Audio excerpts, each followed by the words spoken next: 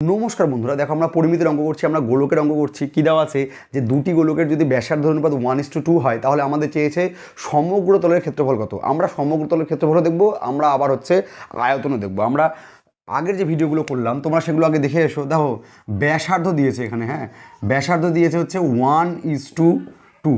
ঠিক আছে, ব্যাসার্ধ থেকে আমরা ক্ষেত্রফলে যেতে পারি। সমগ্রতল ক্ষেত্রফল আমি শুধু ক্ষেত্রফল লিখছি, আমরা ক্ষেত্রফলে যেতে পারবো, আমরা হচ্ছে আয়তনেও যেতে পারবো। বোঝা গেল? তাহলে দেখো ক্ষেত্রফলে যেতে গেলে জাস্ট এটাকে স্কোয়ার করে দাও, তাহলে 1-এর স্কোয়ার কত? 1ই হবে। আর 2-এর স্কোয়ার কত হবে? 4। অর্থাৎ ক্ষেত্রফলের যে অনুপাত হবে সেটা হবে 1:4। এই অঙ্কের অ্যান্সার কিন্তু 1:4। যদি আয়তন চাইতো তাহলে আমরা কী করতাম? জাস্ট কিউব করতাম। তাহলে 1-এর কিউব কত? 1ই হবে 1-এর কিউব। আর 2-এর কিউব হচ্ছে 8। অর্থাৎ যদি আয়তন চাইতো তাহলে হচ্ছে 1:8 হতো।